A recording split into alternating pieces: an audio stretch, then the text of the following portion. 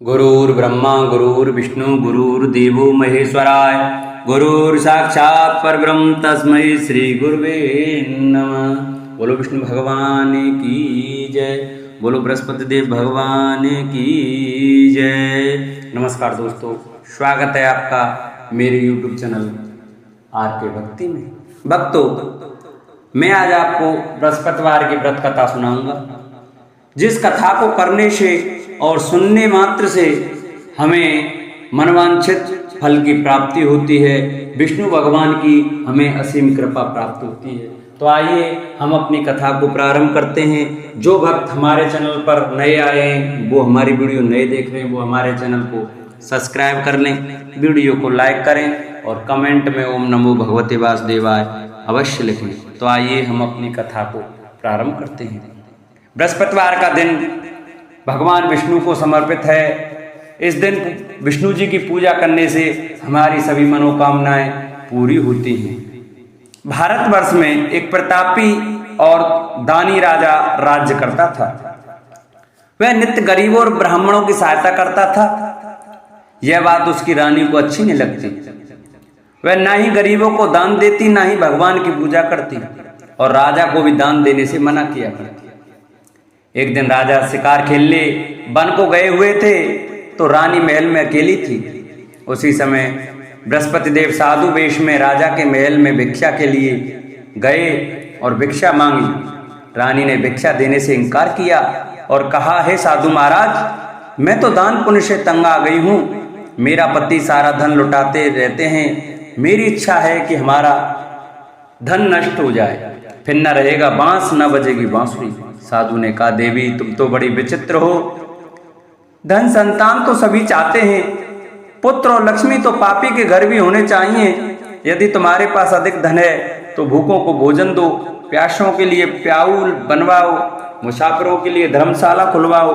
जो निर्धन अपनी कुंवारी कन्याओं का विवाह नहीं कर सकते, उनका विवाह करा दो। ऐसे और कई काम हैं जिनके करने से तुम्हारा यश लोक परलोक में फैलेगा। परंतु रानी पर उपदेश का कोई प्रभाव न पड़ा। वह बोली, महाराज आप मुझे कुछ न समझाएं। मैं ऐसा धन नहीं चाहती जो हर जगह बांटती फिरूं। साधु ने उत्तर दिया, यदि तुम्हारी ऐसी इच्छा है तो तथास्तु। तुम ऐसा करना कि बृहस्पतिवार को घर लीपकर पीली मिट्टी से अपना सिर धोकर स्नान करना, भट्टी चढ़ाकर कपड़े धोना। ऐसा करने से आपका सारा धन नष्ट हो जाएगा। इतना कहकर वह साधु महाराज वहां से आलोप हो गए। साधु के अनुसार कई बातों को पूरा करते हुए रानी को केवल 3 बृहस्पतिवार ही बीते थे कि उसकी समस्त धन संपत्ति नष्ट हो गई। भोजन के लिए राजा का परिवार तरसने लगा। तब एक दिन राजा ने रानी से बोला कि रानी तुम यहीं रहो, मैं दूसरे देश को जाता हूं, क्योंकि यहाँ पर सभी लोग मुझे जानते हैं, इसलिए मैं कोई छोटा कार्य नहीं कर सकता। ऐसा कहकर राजा प्रदेश चला गया। वहां वह जंगल से लकड़ी काट कर लाता और शहर में बेचता। इस तरह वह अपना जीवन व्यतीत करने लगा। इधर राजा के प्रदेश जाते ही रानी और दासी दुखी रहने लगी।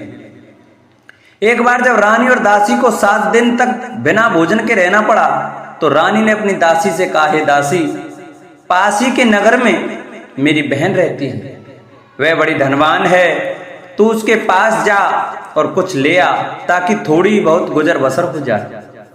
दासी रानी की बहन के पास गई। उस दिन गुरुवार था और रानी की बहन उस समय बृहस्पतिवार की व्रत कथा सुन रही थी।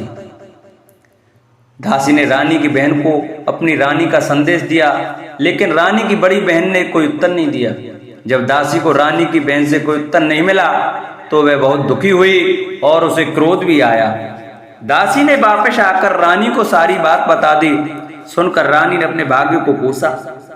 उधर रानी की बहन ने सोचा कि मेरी बहन की दासी आई थी, परंतु उससे मैं नहीं बोली, इससे वह बहुत दुखी हुई होगी। कथा सुनकर और पूजन समाप्त करके वह अपनी बहन के घर आई और कहने लगी, हे बहन, मैं बृहस्पतिवार का व्रत कर रही थी, तुम्हारी दासी मेरे घर आई थी, परंतु जब तक कथा होती है तब तक ना तो उठते हैं और ना ही बोलते हैं, इसलिए मैं नहीं बोली। कहो दासी क्यों गई थी? रानी बोली, बहन तुमसे क्या छिपाऊं, हमारे घर में खाने तक को अनाज नहीं था। ऐसा कहते कहते रानी की आंखें भर आईं उसने दासी समेत पिछले 7 दिनों से भूखे रहने तक की बात अपनी बहन को विस्तार पूर्वक सुना दी।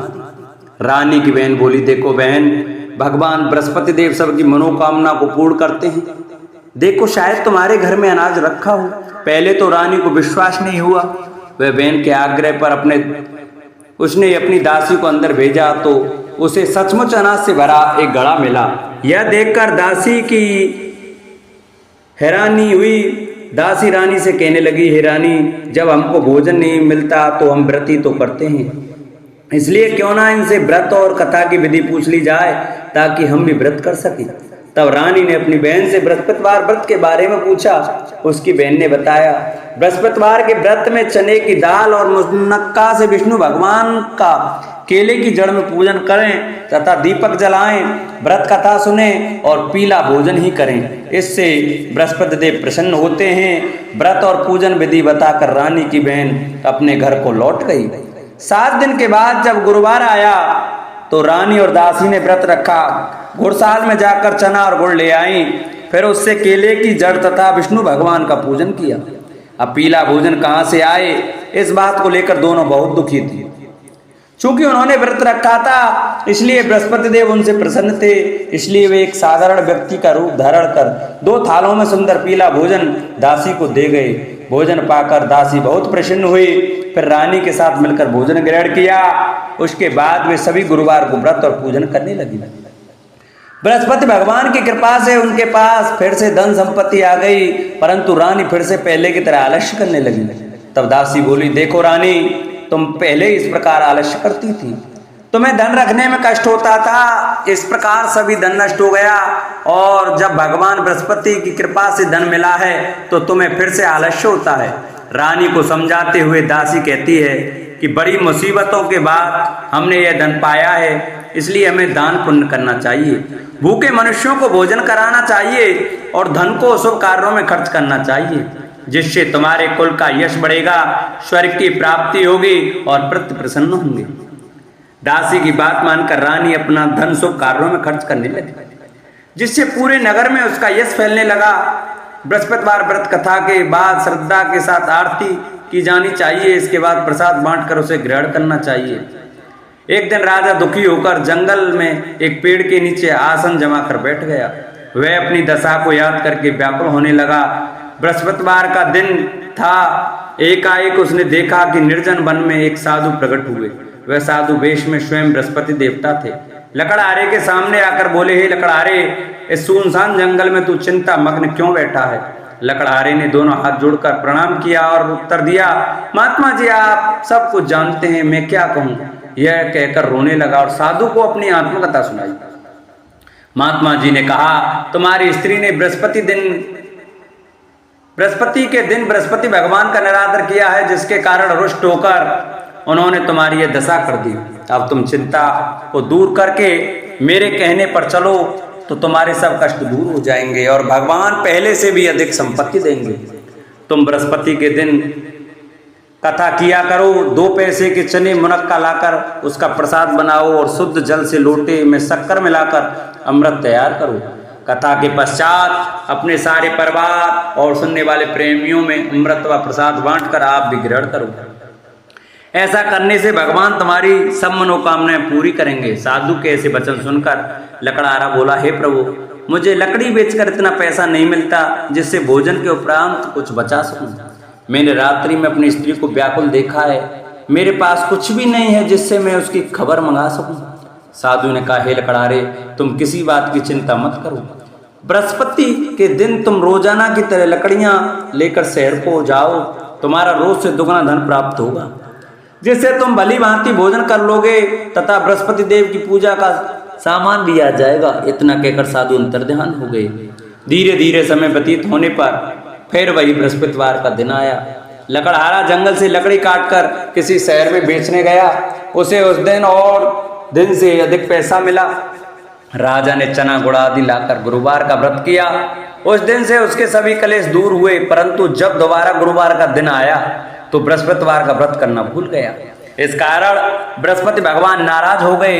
उस दिन उस नगर के राजा ने विशाल यज्ञ का आयोजन किया था तथा शहर में यह घोषणा करा दी कि कोई भी मनुष्य अपने घर में भोजन ना बनावे, ना आग जलावे, समस्त जनता मेरे यहाँ भोजन करने आवे। इस आज्ञा को जो ना मानेगा उसे फांसी की सजा दी जाएगी। इसी तरह की घोषणा संपूर्ण नगर में करवा दी गई। राजा की आज्ञा अनुसार शहर के सभी लोग भोजन करने आए, लेकिन लकड़हारा कुछ देर से पहुंचा, इसलिए राजा उसको अपने साथ घर ले गए और ले जाकर भोजन करा ही रहे थे तो रानी की दृष्टि उस खूंटी पर पड़ी जिस पर उसका हार लटका हुआ था। वह वहां पर दिखाई नहीं दिया। रानी ने निश्चय किया कि मेरा हार इस मनुष्य ने चुरा लिया है। उसी समय सिपाहियों को बुलाकर उसको कारागार में डलवा दिया। जब लकड़हारा कारागार में पड़ गया और बहुत दुखी होकर विचार करने लगा कि न जाने कौन से पूर्व जन्म के कर्म से मुझे यह दुख प्राप्त हुआ है, और उसी साधु को याद करने लगा जो कि जंगल में मिला था। उसी समय तत्काल बृहस्पति देव साधु के रूप में प्रकट हुए और उसकी दशा को देखकर कहने लगे, अरे मूर्ख, तूने बृहस्पति देव की कथा नहीं सुनी करी, इस कारण तुझे दुख प्राप्त हुआ है। अब चिंता मत कर, बृहस्पतिवार के दिन कारागार के दरवाजे पर 4 पैसे पड़े मिलेंगे, उनसे तू बृहस्पति देव की पूजा करना, तेरे सभी कष्ट दूर हो जाएंगे। बृहस्पति के दिन उसे 4 पैसे मिले। लकड़हारे ने कहा, कहीं उसी रात्रि को बृहस्पति देव ने उस नगर के राजा को स्वप्न में कहा, हे राजा, तुमने जिस आदमी को कारागार में बंद कर दिया है वह निर्दोष है, वह राजा है, उसे छोड़ देना। रानी का हार उसी कुंटी पर लटका है, अगर तू ऐसा नहीं करेगा तो मैं तेरे राज्य को नष्ट कर दूंगा। इस तरह रात्रि के स्वप्न को देखकर राजा प्रातःकाल उठा और खूंटी पर हार देकर लकड़हारे को बुलाकर क्षमा मांगी तथा लकड़हारे को योग्य सुंदर वस्त्र आभूषण देकर विदा कर दिया। बृहस्पति देव की आज्ञा अनुसार लकड़हारा अपने नगर को चल दिया। राजा जब अपने नगर के निकट पहुंचा तो उसे बड़ा आश्चर्य हुआ। नगर में पहले से अधिक बाग, तालाब, कुएं तथा धर्मशाला, मंदिर आदि बन गए। राजा ने पूछा, यह किसका बाग और धर्मशाला है? तब नगर के सब लोग कहने लगे, ये सब रानी और बांदी के हैं। तो राजा को आश्चर्य हुआ और गुस्सा भी आया। जब रानी ने यह खबर सुनी कि राजा आ रहे हैं तो उन्होंने बांदी से कहा कि दासी, देख, राजा हमको कितनी बुरी हालत में छोड़ के गए थे, हमारी ऐसी हालत देखकर वह लौट ना जाएं, इसलिए तू दरवाजे पर खड़ी हो जा।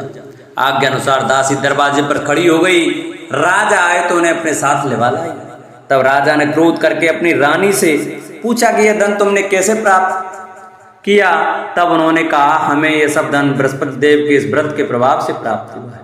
राजा ने निश्चय किया कि 7 रोज बाद तो सभी बृहस्पति देव का पूजन करते हैं, परंतु मैं प्रतिदिन दिन में 3 बार कहानी तथा रोज व्रत किया करूंगा। अब हर समय राजा के दुपट्टे में चने की दाल बंधी रहती तथा दिन में 3 बार कहानी कहता। एक रोज राजा ने विचार किया कि चलो अपनी बहन के यहाँ हुआ मैं। इस तरह निश्चय कर राजा घोड़े पर सवार हो अपनी बहन के यहाँ चलने लगा। मार्ग में उसने देखा कि कुछ आदमी एक मुर्दे को लिए जा रहे हैं। उन्हें रोककर राजा ने कहा, अरे भाइयों, मेरी बृहस्पति देव की कथा सुन लो। वे बोले, लो, हमारा तो आदमी मर गया है, इसको अपनी कथा की पड़ी है। परंतु कुछ आदमी बोले, अच्छा कहो, हम तुम्हारी कथा भी सुनेंगे। राजा ने दाल निकाली और जब कथा आदि हुई कि मुर्दा हिलने लग गया, और जब कथा समाप्त हो गई तो राम राम कह के मनुष्य उठकर खड़ा हो गया। आगे मार्ग में उसे एक किसान खेत में हल चलाता मिला।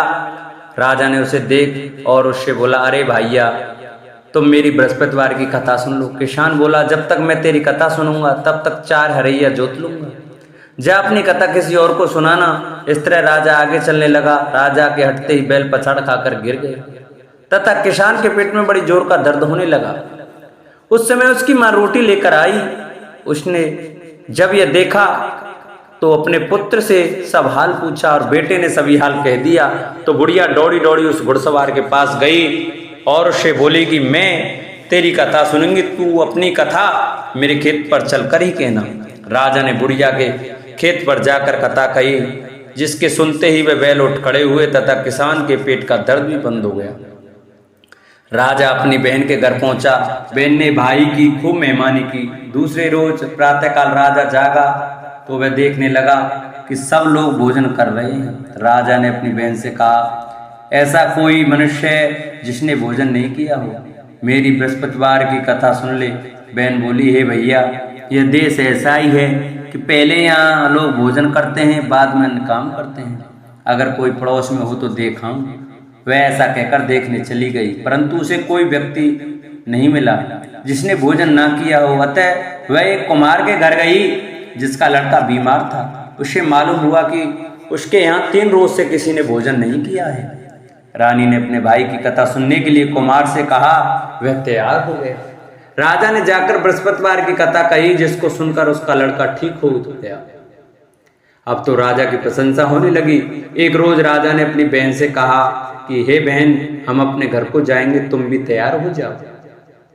राजा की बहन ने अपनी सास से कहा। सास ने कहा, चली जा, परंतु अपने लड़के को मत ले जाना, क्योंकि तेरे भाई के कोई औलाद नहीं है। बहन ने अपने भैया से कहा, हे भैया, मैं तो चलूंगी, पर कोई बालक नहीं जाएगा। राजा बोला, जब कोई बालक नहीं चलेगा तब तुम भी क्या करोगी। बड़े दुखी मन से राजा अपने नगर को लौट आया। राजा ने अपनी रानी से कहा, वह निर्वंशी है, हमारा मुख देखने का धर्म नहीं है और कुछ भोजन आदि नहीं किया। रानी बोली, हे प्रभु, बृहस्पति देव ने हमें सब कुछ दिया है, वह हमें औलाद अवश्य देंगे। उसी रात को बृहस्पति देव ने राजा से स्वप्न में कहा, हे राजा, उठ, सभी सोच त्याग दे, तेरी रानी गर्भ से है। राजा की यह बात सुनकर बड़ी खुशी हुई। 9वें महीने में उसके गर्भ से एक सुंदर पुत्र पैदा हुआ। तब राजा बोला, हे रानी, स्त्री बिना भोजन के रह सकती है, पर बिना कहे नहीं रह सकती। जब मेरी बहन आवे तुम उनसे कुछ कहना मत। रानी ने सुनकर हाँ कर दिया। जब राजा की बहन ने यह शुभ समाचार सुना तो वह बहुत खुश हुई तथा बधाई लेकर अपने भाई के यहाँ आई। तभी रानी ने कहा, घोड़ा चढ़कर तो नहीं आई, गधा चढ़ी आई। राजा की बहन बोली, भाभी, मैं इस प्रकार न कहती तो तुम्हें औलाद कैसे मिलती। बृहस्पति देव ऐसे ही हैं, जैसी जिनकी मन में कामना है सभी को पूर्ण करते हैं। जो सद्भावना पूर्वक बृहस्पतिवार का व्रत करते हैं एवं कथा पढ़ता अथवा सुनता है, दूसरों को सुनाता है, बृहस्पति भगवान उनकी सभी मनोकामना पूरी करते हैं। भगवान बृहस्पति सदैव रक्षा करते हैं। संसार में जो मनुष्य सद्भावना से भगवान जी का पूजन व्रत सच्चे हृदय से करते हैं तो उनकी सभी मनोकामना पूर्ण करते हैं। जैसी सच्ची भावना से रानी और राजा ने उनकी कथा का गुणगान किया तो उनकी सभी इच्छाएं बृहस्पति देव जी ने पूरी की थी। इसलिए पूर्ण कथा सुनने के बाद प्रसाद लेकर जाना चाहिए। हृदय से उसका मनन करते हुए जयकारा बोलना चाहिए। बोलो बृहस्पति देव भगवान की जय। प्राचीन काल में एक ब्राह्मण रहता था। वह बहुत निर्धन था। उसके कोई संतान न थी। उसकी स्त्री बहुत मलिनता के साथ रहती थी। वह स्नान न करती, किसी देवता का पूजन न करती। इससे ब्राह्मण देवता बड़े दुखी थे। बेचारे बहुत कुछ कहते थे किंतु उसका कुछ परिणाम न निकला। भगवान की कृपा से ब्राह्मण की स्त्री के कन्या रूपी रत्न पैदा हुआ। कन्या बड़ी होने पर प्रातः स्नान करके विष्णु भगवान का जाप व बृहस्पतिवार का व्रत करने लगी। अपने पूजन पाठ को समाप्त करके विद्यालय जाती तो अपनी मुट्ठी में जौ भर के ले जाती और पाठशाला के मार्ग में डालती जाती। तब ये जौ स्वर्ण के हो जाते। लौटते समय उनको बीन कर घर ले आती। एक दिन वह बालिका सूप से सोने के जौ को फटक कर साफ कर रही थी कि उसके पिता ने देख लिया और कहा, हे बेटी, सोने के जौ के लिए सोने का सूप होना चाहिए। दूसरे दिन बृहस्पतिवार था। इस कन्या ने व्रत रखा और बृहस्पति देव से प्रार्थना करके कहा, मैंने आपकी पूजा सच्चे मन से की हो तो मेरे लिए सोने का सूप दे दो। बृहस्पति देव ने उसकी प्रार्थना स्वीकार कर ली। रोजाना की तरह वह कन्या जौ फैलाती हुई जाने लगी। जब लौटकर जौ बीन रही थी तो बृहस्पति देव की कृपा से सोने का सूप मिला। उसे वह घर ले आई और उसमें जौ साफ करने लगी। परंतु उसकी माँ का वही ढंग रहा। एक दिन की बात है कि वह कन्या सोने के सूप में जौ साफ कर रही थी। उस समय उस शहर का राजपुत्र वहां से होकर निकला। इस कन्या के रूप और कार्य को देखकर मोहित हो गया तथा अपने घर आकर भोजन तथा जल त्याग कर उदास होकर लेट गया। राजा को इस बात का पता लगा तो अपने प्रधानमंत्री के साथ उसके पास गए और बोले, हे बेटा, तुम्हें किस बात का कष्ट है? किसी ने अपमान किया है अथवा और कारण हो सो कहो, मैं वही कार्य करूंगा जिससे तुम्हें प्रसन्नता हो। अपने पिता की राजकुमार ने बातें सुनी तो वह बोला, मुझे आपकी कृपा से किसी बात का दुख नहीं है, किसी ने मेरा अपमान नहीं किया है, परंतु मैं उस लड़की से विवाह करना चाहता हूं जो सोने के सूप में जौ साफ कर रही थी। यह सुनकर राजा आश्चर्य में पड़ गया और बोला, हे बेटा, इस तरह की कन्या का पता तुम ही लगाओ, मैं उसके साथ तेरा विवाह अवश्य ही करा दूंगा। राजकुमार ने उस लड़की के घर का पता बताया। तब मंत्री उस लड़की के घर गए और ब्राह्मण देवता को सभी हाल बतलाया। ब्राह्मण देवता राजकुमार के साथ अपनी कन्या का विवाह करने के लिए तैयार हो गए तथा विधि विधान के अनुसार कन्या का विवाह राजकुमार के साथ हो गया। कन्या के घर से जाते ही पहले की भांति उस ब्राह्मण देवता के घर में गरीबी का निवास हो गया। अब भोजन के लिए भी अन्न बड़ी मुश्किल से मिलता था। एक दिन दुखी होकर ब्राह्मण देवता अपनी पुत्री के पास गए। बेटी ने पिता की दुखी अवस्था को देखा और अपनी माँ का हाल पूछा। तब ब्राह्मण ने सभी हाल कहा। कन्या ने बहुत सा धन देकर अपने पिता को विदा कर दिया। इस तरह ब्राह्मण का कुछ समय सुखपूर्वक व्यतीत हुआ। कुछ दिन बाद फिर वही हाल हो गया। ब्राह्मण फिर अपनी कन्या के यहाँ गया और सारा हाल कहा तो लड़की बोली, हे पिताजी, आप माताजी को यहाँ लेवा लाओ, मैं उसे विधि बता दूंगी जिससे गरीबी दूर हो जाए। वह ब्राह्मण देवता अपनी स्त्री को साथ लेकर पहुंचे तो अपनी माँ को समझाने लगी, हे माँ, तुम प्रातःकाल स्नान आदि करके विष्णु भगवान का पूजन करो तो सब दरिद्रता दूर हो जाएगी। परंतु उसकी मांग ने एक भी बात नहीं मानी और प्रातःकाल उठकर अपनी पुत्री के बच्चों के जूठन को खा लिया। इससे उसकी पुत्री को बहुत गुस्सा आया और एक रात को कोठरी में सभी सामान निकाल दिया और अपनी माँ को उसमें बंद कर दिया। प्रातःकाल उसे निकाला तथा स्नान आदि करा के पाठ करवाया तो उसकी माँ की बुद्धि ठीक हो गई और फिर प्रत्येक बृहस्पतिवार को व्रत रखने लगी। इस व्रत के प्रभाव से उसके माँ बाप बहुत ही धनवान और पुत्रवान हो गए और बृहस्पति जी के प्रभाव से इस श्लोक में सुख भोग कर स्वर्ग को प्राप्त हुए। बोलो विष्णु भगवान की जय, बोलो बृहस्पति देव की जय। ओम जय जगदीश हरे, स्वामी जय जगदीश हरे। भक्त जनों के संकट, दास जनों के अवगुण, बंसी वाला दूर करे। ओम जय जगदीश हरे। जो ध्यावे फल पावे, दुख विन से मन का, स्वामी दुख विन से मन का। सुख संपत्ति घर आवे, श्याम सुंदर घर आवे, कष्ट मिटे तन का। ओम जय जगदीश हरे। मात पिता तुम मेरे, शरण गहूँ में किसकी, स्वामी शरण गहूँ में किसकी। तुम बिन और न दूजा, प्रभु बिन और न दूजा, आस करूँ मैं जिसकी। ओम जय जगदीश हरे। तुम पूर्ण परमात्मा, तुम अंतर्यामी, स्वामी तुम अंतर्यामी। पार ब्रह्म परमेश्वर, जगत पिता परमेश्वर, तुम सबके स्वामी। ओम जय जगदीश हरे। तुम करुणा के सागर, तुम पालन करता, स्वामी तुम रक्षा करता। मैं मूरख खल कामी, मैं सेवक तुम स्वामी, कृपा करो भरता। ओम जय जगदीश हरे। तुम हो एक अगोचर, सबके प्राणपति, स्वामी सबके प्राणपति। किस विध मिलूं दया में, किस विध मिलूं कृपा में, तुमको मैं कुमति। ओम जय जगदीश हरे।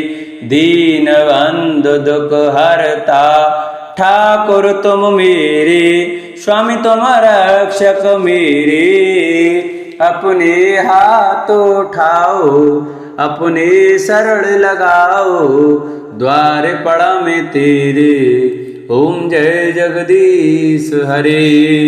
विषय विकार मिटाओ, पाप हरो देवा, स्वामी कष्ट हरो देवा। श्रद्धा भक्ति बढ़ाओ, श्रद्धा प्रेम बढ़ाओ, संतन की सेवा। ओम जय जगदीश हरे। तन मन धन सब कुछ है तेरा, स्वामी सब कुछ है तेरा। तेरा तुझको अर्पण, तेरा तुझको अर्पण, क्या लागे मेरा।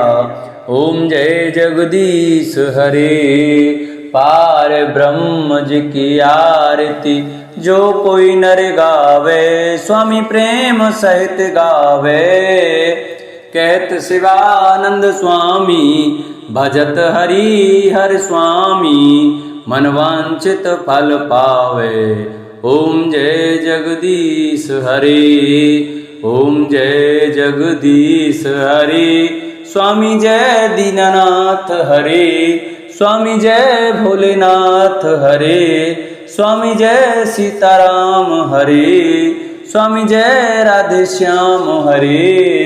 भक्त जनों के संकट, दास जनों के अवगुण, बंसी वाला दूर करे। ओम जय जगदीश हरे। बोलो विष्णु भगवान की जय। बोलो बृहस्पति देव भगवान की जय। जिन भक्तों को हमारी कथा अच्छी लगी हो वो हमारी कथा को ज़्यादा से ज़्यादा शेयर करें, जिससे और भी भक्त हमारी कथा का श्रवण कर सकें। हमारे चैनल को सब्सक्राइब करें, वीडियो को लाइक करें और कमेंट में ओम नमो भगवते वासुदेवाय, ओम बृहस्पतिदाय नमः लिखना न भूलें। बोलो बृहस्पति भगवान की जय। बोलो विष्णु भगवान की जय।